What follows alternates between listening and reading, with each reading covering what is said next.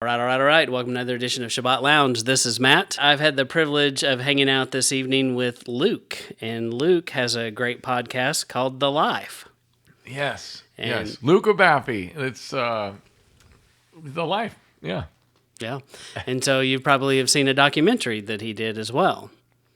So that's where a lot of people have started in this walk, and we appreciate that. That was meaningful in the circle of friends that we have, and we passed it all around, and everybody watched it. Wow. Praise Yah. I hope that it's helpful in some way to people. Yeah, for sure. That's always fun to hear, man. Yeah. And we love the guests that you have on the show. You always have interesting people, interesting topics, and it's a pleasure finally meeting you face to face after hearing you and seeing you. Hey, same to you, because I've seen your book out there. I've talked to Sarah, and and I've heard your show before. Well, thank you. Hey, thanks for having me on. Well, yeah, we're glad to have you. And Luke and I are at the Ruckus in Arkansas, and it's put out by Caleb House, Caleb with a K. And go check them out if you have not checked them out before. And we have just enjoyed the evening. We wanted to start talking about that just a little bit. So, as we walked around, we talked to some interesting people tonight.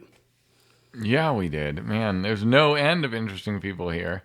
We were just down there talking to some guys about radio waves and wavelengths and 5G and, what all of this stuff can possibly do to the molecules of your body or not. Yeah. Yeah, it was fascinating and also frightening and frustrating all at the same time, because we all live in this world where, we're using electronic devices right now. You're listening to this on some electronic device, and it's the world we live in. So, what do you do with this information? I do think there are some things that are practical that we can do to try to limit maybe some of these electromagnetic frequencies that we get, and maybe it's worth looking into. So, to a certain extent, but it's more than I know, about. I've talked to some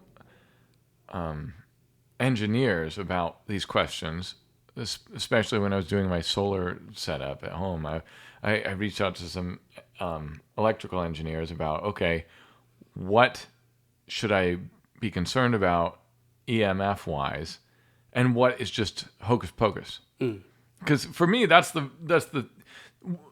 A lot of times you'll get a lot of knowledge from people who think that this stuff can damage you, and then sometimes I feel like they will jump the shark or whatever. They'll go off the deep end. They will overreach. Yeah. And then it throws into doubt everything they've said, even though probably a lot of what they've said is true. And so that's the line that we got to walk, I guess. Yeah. Yeah. It's hard though when there's not a bunch of scientific journals actually reviewing this stuff, trying to get to the bottom of what's dangerous, what's not dangerous. Yeah, well, I tell you, I read a book years ago, and I don't remember who wrote it, but the title of the book I do remember is Disconnected. And this lady was a pretty smart lady, and sometimes she goes around and speaks at different conferences. And she wrote a book about the dangers of cell phones with children. And that really hit home with me because in my education background, I was a big proponent of getting children one-on-one computing. And I pushed it, and I really was at the forefront of some of that at the beginning of all that. And now I look back, I have a lot of regret from that, because I exposed children to not only the waves maybe that they got exposed to, but just the addiction, the dopamine addiction of the phone. And at the time, it seemed like such a good idea to get rid of textbooks and do it all with devices. And I'm not saying it was all bad. Some of the things we did, we were able to the kids could collaborate on a project, so they could work in a group. And then they could like if they were working on a particular part of the project, they could throw that to their neighbor, and it would infrared beam it. And so, there were some good things about it. But anyway, I've kind of come full circle in life and realized how important it is to teach kids to be outdoors, to appreciate nature, to work hard with their hands, kind of thing. And so that's kind of where I landed. There's nothing better. There's Yeah. nothing better, especially when all of their peers are disconnected from life. Yeah. It is life that they're disconnected from, Yeah. or from which they're disconnected. They're connecting to something that is not really life. This thing that the more we learn about, we think, well, even interacting with these digital worlds is not healthy. So if it's unhealthy to interact with this fake world, and it's very healthy to interact with the real world, and all of our kids are interacting with the fake world 80% of the time, something bad is probably going to happen. Yeah, for sure. And especially like with social media, what I saw it with my own children sometimes is they would see these people online and they're only presenting the good things in their life, the positive things. They're not showing the bad day. They're not showing, when everything falls apart, and it creates this false idea. And these kids, I think, sometimes really struggle if they don't have somebody at home that can kind of balance this out and educate them a little bit on that what they're seeing is not always real. It may not be real at all. It could all be fake. But you don't know looking on the other side of the screen. But it is a fake world that basically doesn't mean anything. And so I guess the question for all parents is, how do you guide your children? Because on one hand, some of those kids you taught may have become, engineers, some kind of computer language engineer, whatever, and helped invent things that improve people's lives. And then on the other hand, maybe the majority of them didn't do that, and they, just became like all of us, users of the devices. Yeah. For better or worse. Better and worse. Yeah. Yeah. But I do think as parent, especially a parent raising young children, which you are, and I think that you definitely have to think long and hard about what devices do you want them to have. I'll give you, for instance, in my family, my children are now having children, so I'm a grandfather times 3 now. And congratulations. Well, thank you.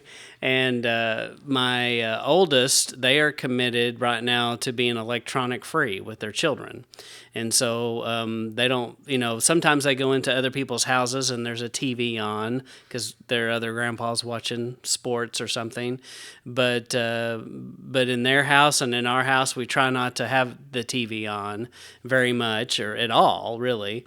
And, we support it 100%. And we think that their imagination is going to be better. They're going to desire the things that Yah made instead of all the man-made things, because I think that's the concern as parents and grandparents today. We want kids to grow up in a world where they love Yah and His ways more than the ways of man, and that becomes increasingly difficult if we don't intervene as parents and steer them this way. All of your kids are Torah observant, right? Yes, they are. So, and now this son of yours it was his idea to get his kids to not do this? Yeah, all on his own. So how did you raise these kids who are smart and well-grounded? Well, I have to give credit to Yah, first off, and I have to give credit to my great-grandmother, who told me at a young age that I needed to pray that Yah would, she said God, that God would send me a godly father. And I did that, and God sent me 3 men along the way to help teach me how to be a dad. And in that process, I learned a little bit from each of them. But my wife and I, from the time they were born, we dedicated them to Yah.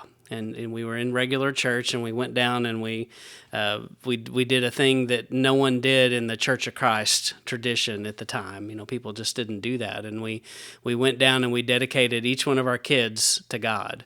And the pastor, was kind of like looking at us like, what are we doing? I was like, we're just going to pray about that, about our child. And so they're like, okay, we can do that. Just kind of threw them off a little bit. But, we started with that. And I think that's important. Basically it was kind of like a first fruit. We didn't know about first fruits, but that's kind of like what it was. And that's where we started. And we prayed constantly from the time they were born to still even today, that they would be several things, that they'd be independent, free-thinking people that would choose a faith, not just, I'm not saying generic faith, but choose this Christian kind of faith, and that it would, whatever they ended up doing, because we were younger Christians then, and we just wanted them to have this faith and know why they had it, and like make it theirs, and not just take my faith, but make their own. In their own relationship. I don't know if that makes sense, but Of course, yeah. But- How do you do that? How are you able? Because you care about these people more than anyone on earth. oh, absolutely, yeah, they're everything. So how are you able to? As do I with my kids, as every parent. And how are you know what's good by this time in your life? You've done some decades of living, Right. and so you know exactly really what they should be choosing. Mm-hmm. How do you do it in a way that is not overbearing and like is hands off, and they come to the conclusions themselves? I think one of the things you have to do is you need to be willing to let your kids make some mistakes, and you don't rescue your children. I think that a lot of parents, especially if they're a little older, when I was in my 20s raising children, I was a kid too. I didn't know. But I've known a lot of other parents who were in their 30s or 40s raising a kid, and they know all the bad things that can happen, and so they sometimes smother a little, and they're always trying to prevent this bad thing from happening, and it needs to happen. They need to experience hurt and pain, and those things are, that's just part of life.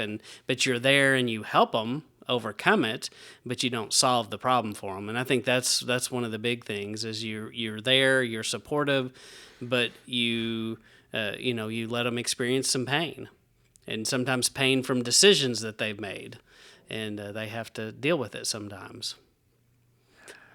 Can't be easy. No, it's not easy. And then I also think you got to make them work. My kids, I made them go cut firewood for Grandma. We'd go run a chainsaw, and Grandma burned a lot of wood and was cold. How old people get. She's cold all the time, and it would be like 60 degrees outside. She's got a fire, and you walk in the house, and you're like, oh my gosh, it's hot in here.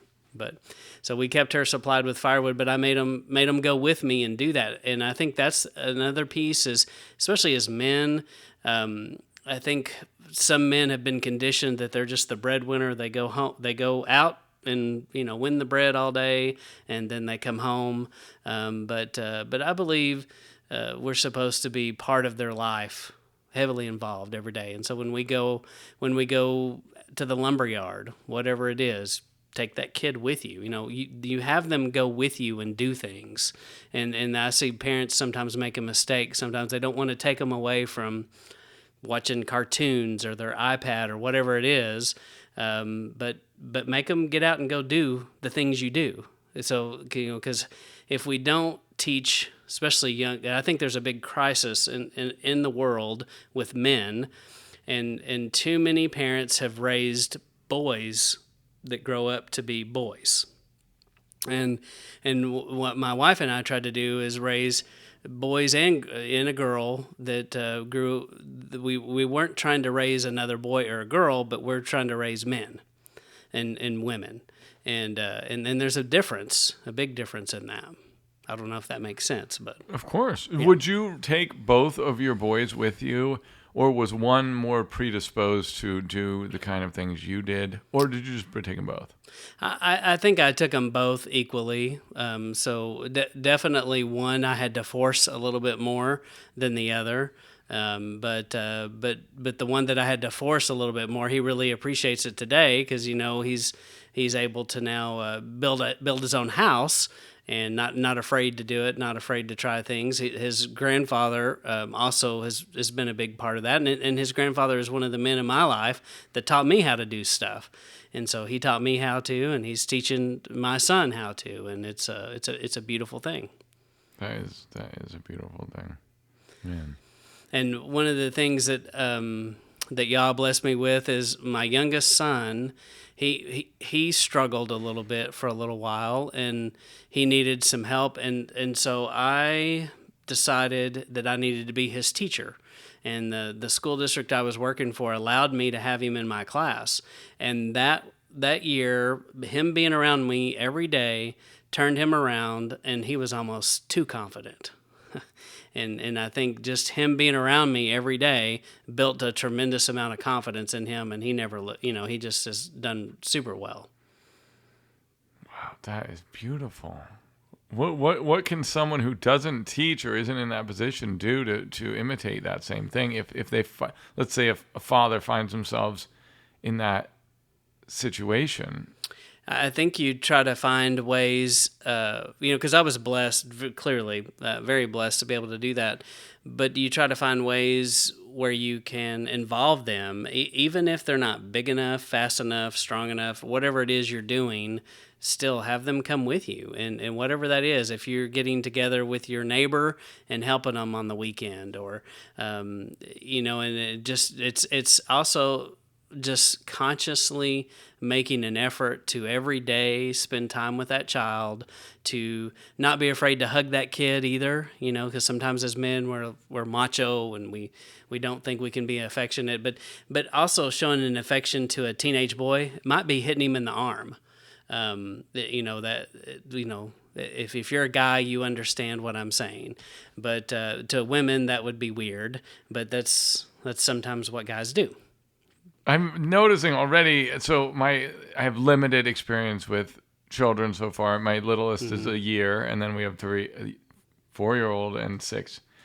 And so, but the girl, she's the youngest one, I already am seeing there's just such a difference with her approach to everything. One, they care about things differently than she does, and she cares about like human-like things, like her stuffed animals and baby doll, and she kisses them. The boys never kissed anything. Right. Yeah. She wants to kiss these things, kiss and nurture these little dolls. So she'll pick up the Lego man and she'll kiss his head.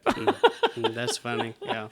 It's like there's such a difference. There's such a difference with, like you're talking about, you punch the kid, that's showing him affection, and that wouldn't be for a girl. Oh, no. It's the same thing with, even as this stuff is ingrained in them, this difference that the society is trying to just gloss over and reverse and pretend doesn't exist. Yeah.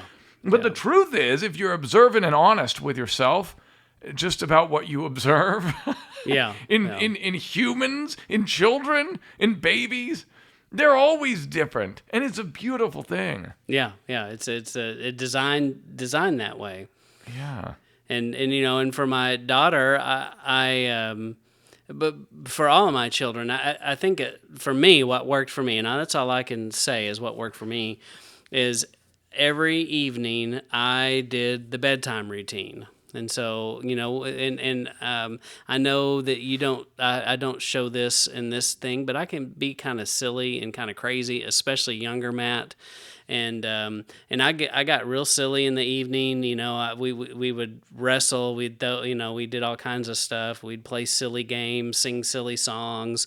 I would take a book and, like, if I was reading it and I thought it was boring, like, no offense to Little Bear, but Little Bear bored me to tears. And so as we would read Little Bear, I would make it crazy. And so, like crazy. And the kids would just laugh, and they loved it. And I think they, that there's something about those endorphins they're releasing that helped them bond with me. And it was this thing that they look forward to. They knew that this was going to be a fun evening with me. And, that was an important routine. And then we prayed together. And, so that routine really helped my children, I think. And I loved it. It was great fun. Wow.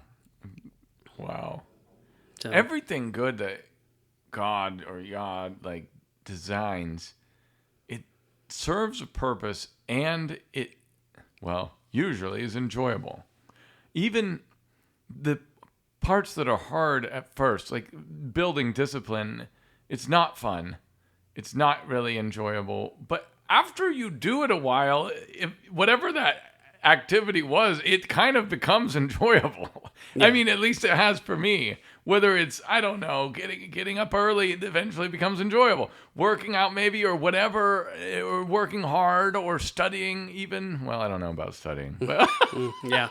a lot of things do. But it's like that activity that you did with these kids that they needed, that built them up. It was just inherent, like it was nature. It was primal with you, and it was enjoyable. Just like throwing the kid up in the air. Yeah.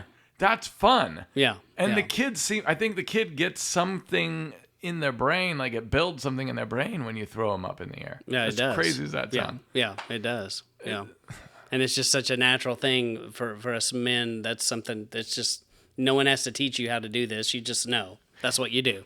I must throw this thing. Yes. It's delicate, it can break. But it's fun, and it's laughing, so I'm doing it again. So, yeah. But that was something that I get to pass on to my great grandchildren as well. And the right now the oldest one in the group, the other day during our Torah study, in the middle of Torah study, he's picking up a book and he's reading it really loud.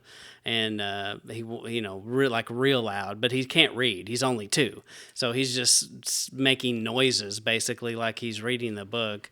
And I said something about it, and they were like, "I wonder where he got it." And I think it's because he's heard me read the book like that, and so that's what they were saying. So. Whoa! So you continued those. Yeah.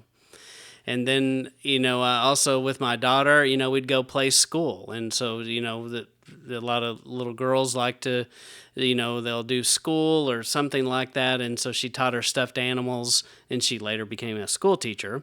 And so, but I would come in and be one of her students, and I would be silly, and she'd kick me out and send me to the principal. It was just like this thing we did, and it was fun. But yeah, my job was to be silly, have fun, and I was the entertainment every night. And but spending that time, and whatever it is, I don't think it matters what your thing is, but men need to spend time with their children. And I think the scripture is full of men who spent time with their children. From the patriarchs on down, these were people who the men spent time with the children. And I think that is the most important thing we can do as men to raise happy, healthy, successful children, is time spent with them, however you do it. That's great, man. That's great. I totally agree. Yeah, and it's really simple. It's not that hard. You just have to figure out something you do and go do it. It's actually fun. Yeah. It's like, quit being so selfish. Quit being so selfish and career driven that you're going to spoil the lives of your children. Is that worth it? I mean, is another 0 worth it? Mm-hmm. Mm-hmm. No. Yeah. Even 2 more zeros. Even 3. It's not. It's not. I mean, it's not worth it. Yeah. Just like, is it Melody Joy Williams?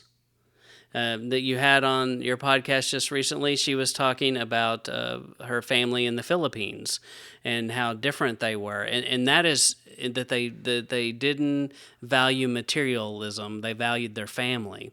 And I think that's what a lot of us have discovered in this Torah walk. That the family, that's it. Money can come and go. You can make money, you can lose money, you can. That's just something. There'll be times in your life when you have a little bit of money. There's going to be times when you're poor. And but your family, if you take care of that part, you're always going to have your family, no matter what. And we just sometimes get it all whacked here in the States, and we have families, unfortunately.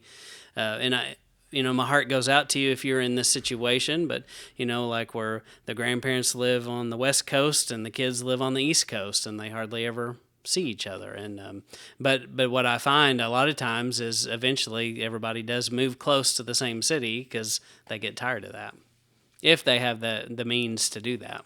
That's what we need to get back to. Yeah. There's so many breaking apart the family.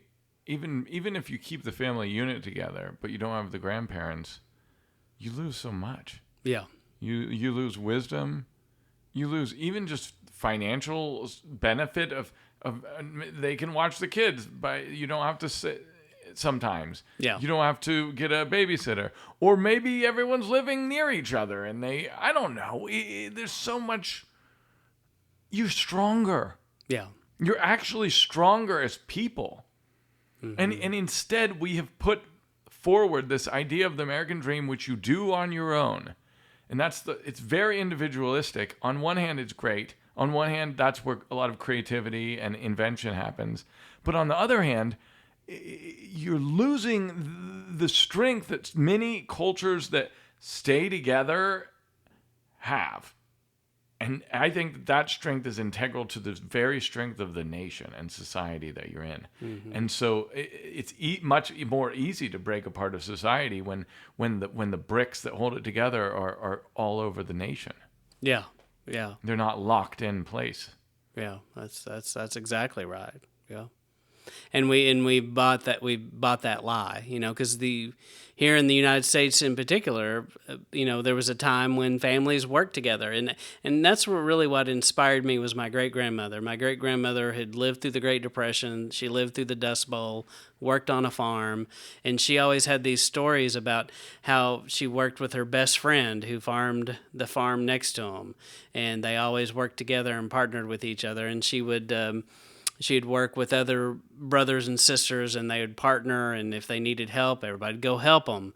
But the families were together, and they, from little kids to the adults, they were all working together for this common goal in the family. And I also think that's probably the strongest the United States ever has been, was when we had those families like that, because that's a very strong force. And we raised some great men and women in that time period. I guess it was Tom Brokaw that called it the greatest generation. And in a lot of ways, it really is true because of that upbringing that they had. Yes, I totally agree. It didn't have to be the greatest generation, though, did it? It could have been the beginning, the foundation of a greater generation and greater generation. What happened? Well, what we just described happened. In part, family broke apart for work purposes because that greatest generation wanted to make sure that their kids didn't have to work so hard. Yeah. Because it was hard, and they didn't want them to have to work so hard. So they needed to go to school. All right, now you go to school, now you have to go get a job somewhere near a big city, and now the family business is broken apart. And so who's going to fill the void? Factory farms are going to fill the void. Yeah. Who's going to give you your food? You're going to get it from by the bushel load. It's going to be cheaper. It's going to be sprayed. So there's so many things that we can look back on now with the hindsight being 2020. And also, if we're honest and awakened, we can see where we went wrong. And we can see where, man, that was the greatest generation, but it could have been the beginning of greater generations. And I hope that people are waking up to this now. I hope that we can turn things around so that we can create, once again, like you're doing with your family, a tight-knit, multi-generational unit that hopefully is consuming good foods and not being exposed to the toxic soup that we've been discussing downstairs. Mm-hmm. Yeah. And I do think people are slowly waking up, gradually coming to the realization that that they need to change how they've operated, that these paradigms were lies.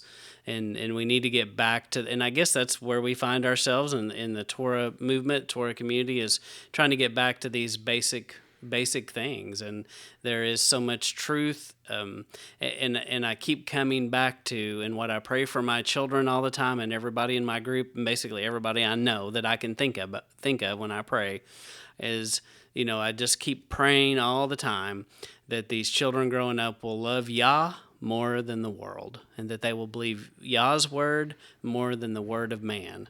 And I think that's what we got to do, as parents, as grandparents today. We've got to instill that, and also we don't give up on kids, and you fight for them even if they're 30, 40 years old. You don't give up. You still I think there's a lot of people that when a kid gets 18 or something, they're like, oh, well, they're grown.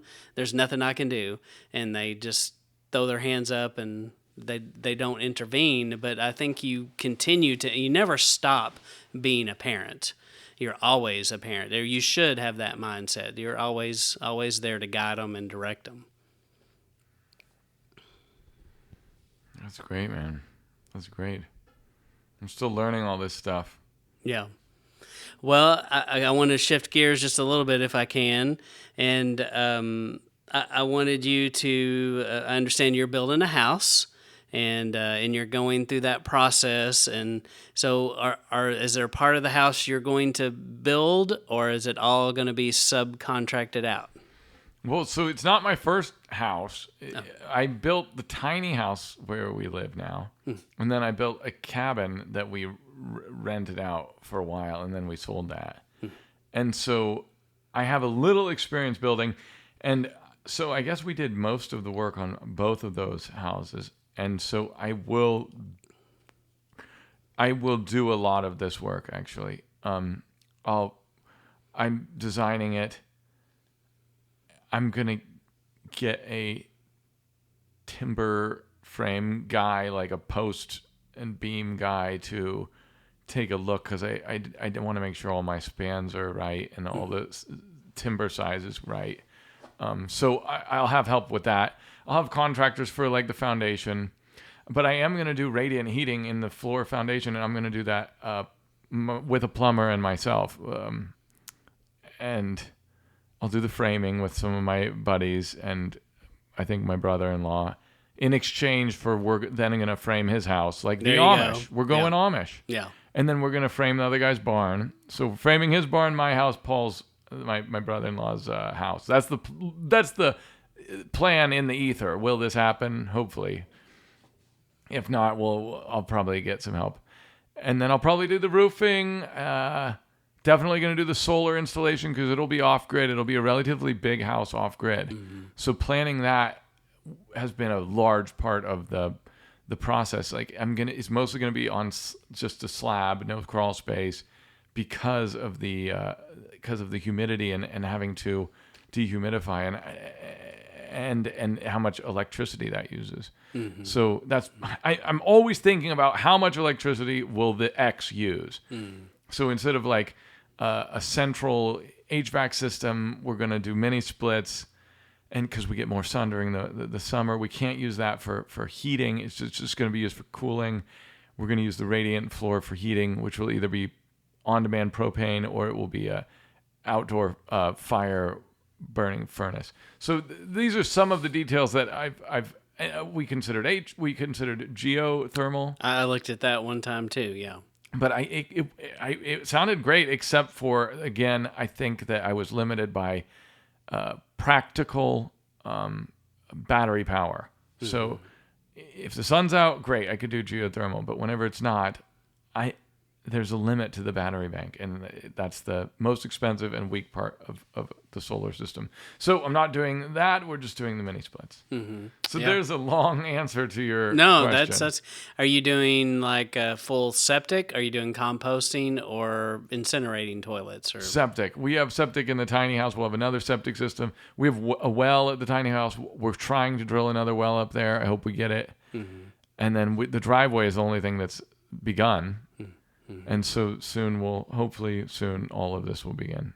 Yeah. Well, that's exciting. That's great. Thanks, man. So. Thanks. We're trying to do it, in an economic way, and still hopefully last for hundreds of years. Yeah. No, that's hard to do in today's world, but you sure save a tremendous amount of money if you can do these things yourself. And and that's the other thing that we've kind of gotten away from. And I think a lot of people in the Torah community, we embrace these kinds of things, but it makes sense that you do a little and help each other, and if if they come over and help you, then you're going to reciprocate, and you got to go do it for them.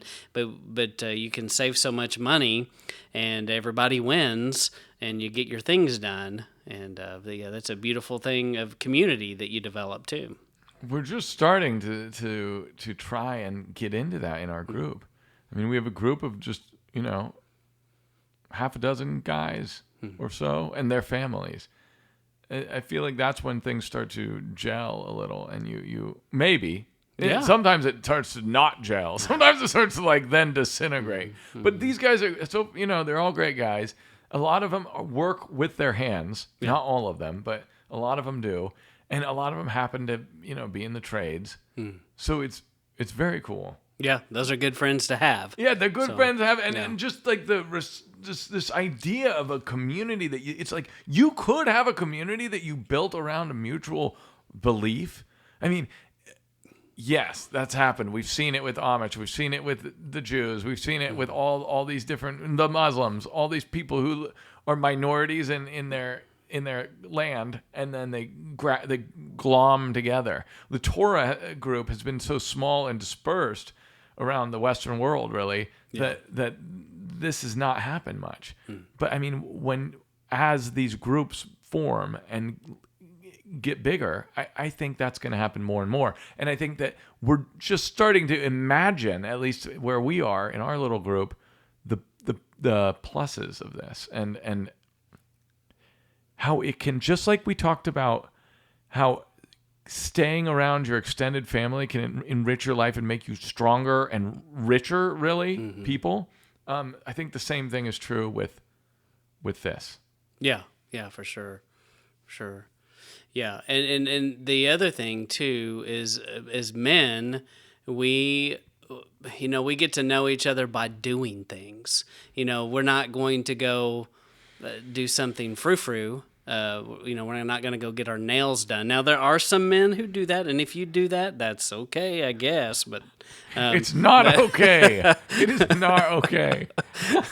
but yeah, I agree with that. Yeah.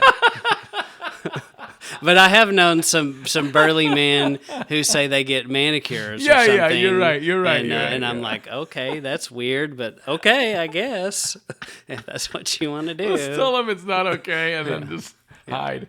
Yeah, that's right. Yeah, but we're definitely.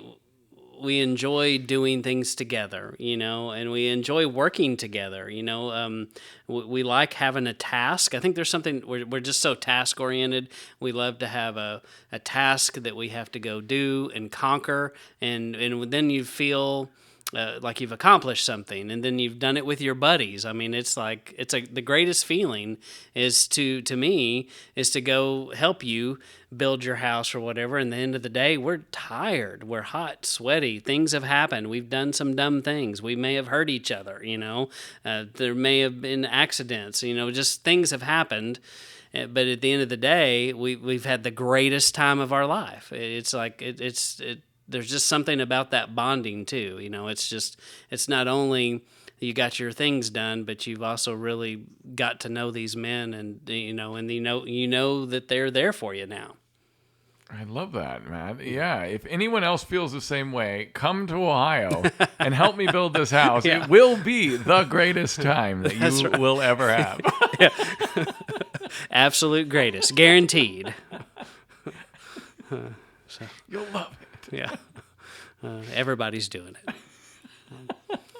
Well, that's I'm kind of on a time crunch. My family's about to be back here in a little bit, and so that's about all I can think of at the moment. Do you have any other questions or anything else you were curious about? I'm just happy to be here. It's great to get to meet you, and thanks for having me on. Yeah, well, Luke, it has been nothing but a pleasure to meet you this evening face to face and talk to you. And I encourage everybody that can hear this conversation to go check out The Life, the podcast. He's in Spotify, he's in YouTube, probably everywhere. He's got a website. You get to see his beautiful wife, too, that helps him. And we like to see both of you, and we just are excited to see who else you have on your show. Thank you, Matt. Yeah. That's usually what I say. Should that just be it then? Probably. Yeah, that could be it. Uh-huh. Cheers, we're drinking Perrier over here, guys. Yeah, that's perfect. So, Or you can do it as you want. Okay. Now, if you thought that was good, I liked it. Okay. Okay. All right. Yeah, I've said it a lot of times, so it flows off the tongue. So, you ready to just start? So, I am. okay. All right.